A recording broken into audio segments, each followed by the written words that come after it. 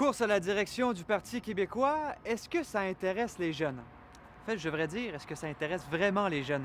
Parce que lors des débats, jusqu'ici, les 4 candidats ont souvent parlé des plus jeunes générations. On dit que le Parti québécois est un parti de vieux. Vous êtes la solution. Il faut arrêter d'être attentiste puis de regarder le train passer. Et c'est ça qui va permettre à la jeunesse de prendre la relève. Les jeunes péquistes ont moins de poids au sein du PQ que les jeunes libéraux. Et le Parti québécois doit aussi faire le pont entre les générations.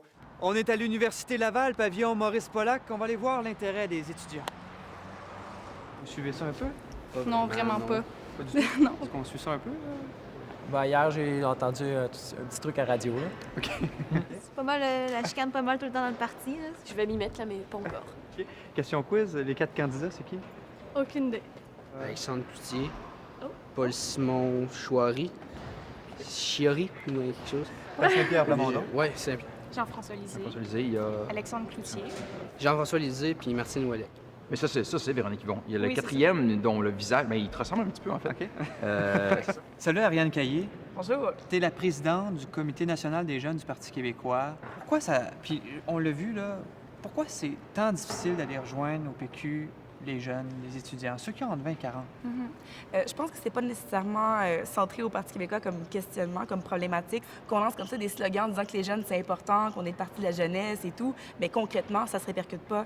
Est-ce que le Parti québécois a sa raison d'être si c'est pas de l'indépendance du Québec? Je crois qu'il devrait se tourner plus sur des enjeux moins côté souverainiste. Je dirais que la cause environnementale, c'est un côté de justice sociale.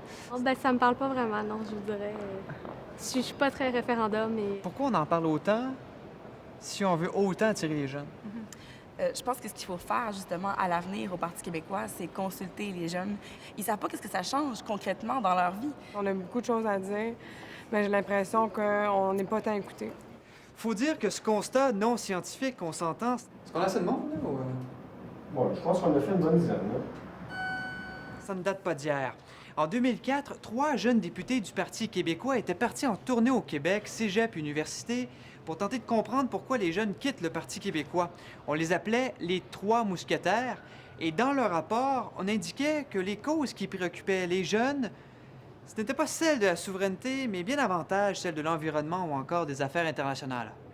Je te dis laïcité. Pardon.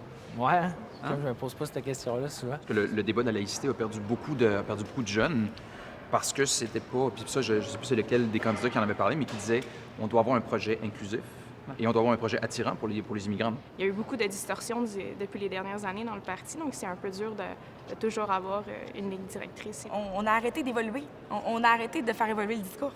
Es-tu tanné de répondre à ces questions-là que je te pose aujourd'hui? Parce que ça doit arriver assez souvent. Ben oui, je suis tannée. Je suis tannée. Je suis vraiment tannée. Tellement tanné. Je suis tellement tannée. Elle est assez tannée, là. Oui, je suis tannée parce que c'est une question qui revient tout le temps. Mais en même temps, c'est que quelque part, on n'a toujours pas trouvé la solution finalement. Mais je pense qu'on a des candidats qui sont ultra mobilisateurs, qui veulent changer les choses. Ariane Caillé, merci beaucoup. Merci beaucoup à toi. Merci à tous. Bye-bye.